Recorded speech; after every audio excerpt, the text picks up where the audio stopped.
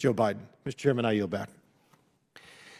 Gentleman yields back. Now, we are waiting for Mr. Langworthy, who's en route, to ask questions.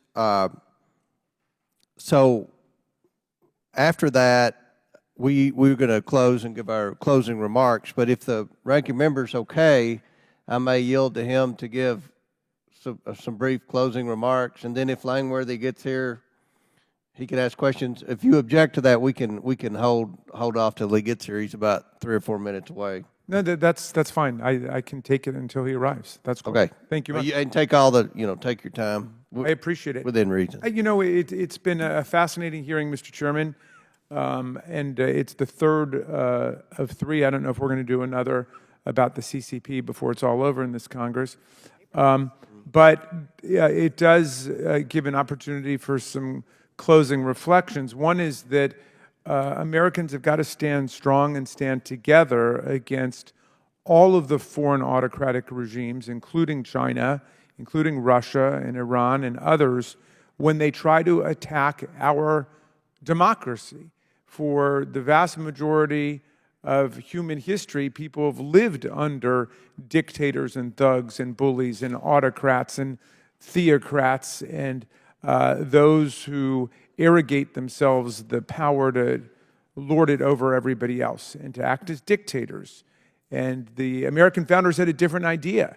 They wanted to center government on the principle of the consent of the governed, political participation and governance by the people, with freedom and rights of the people. And that's always been controversial, both in America, but also among our autocratic adversaries abroad. And so in this century, a number of our foreign adversaries have directly intervened in American politics to try to undermine our elections in order to fix our elections or corrupt our elections by guaranteeing that this or that candidate or party would win. Russia intervened systematically in our presidential election in 2016, according to the findings of more than a dozen of our own intelligence agencies. I know Donald Trump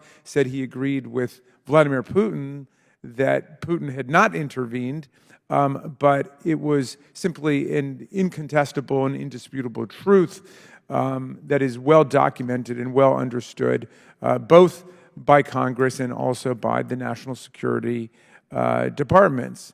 The Director of National Intelligence tells us it's happening again in this election as it happened in 2020. And I appreciate the fact that I believe all of our witnesses, at least most of them, were able to opine that they acknowledged that there was a very close strategic political alliance between the Chinese Communist Party and Vladimir Putin, the former chief of the KGB, who has set himself at war against democratic political institutions in America and around the world.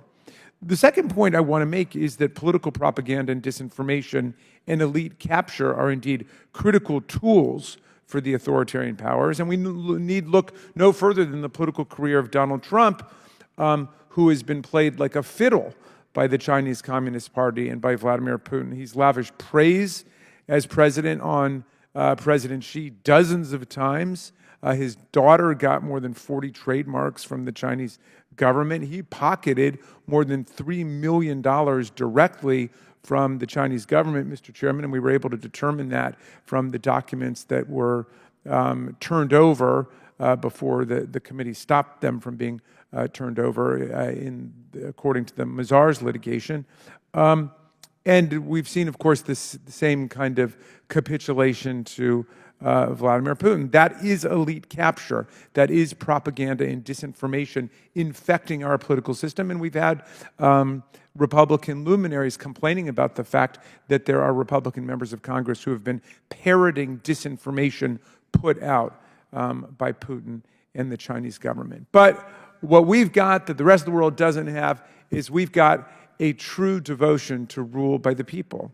And in the process of this election, a statement was just released by a bipartisan group of 741 national security leaders for Kamala Harris, and they wrote, we don't agree on everything, the Republicans, Democrats, Independents, but we all adhere to two fundamental principles. First, we believe America's national security requires a serious and capable commander-in-chief. Second, we believe American democracy is invaluable. Each generation has a responsibility to defend it. That's why we, the underside, proudly endorse Harris to be the next president of the United States. The election is a choice between serious leadership and vengeful impulsiveness. It's a choice between democracy and authoritarianism. We do not make such an assessment lightly, and I'd like to submit that for the record, and I yield back to you, Mr. Chairman. Without objection, so ordered. Chair recognizes Mr. Langworthy for 5 minutes.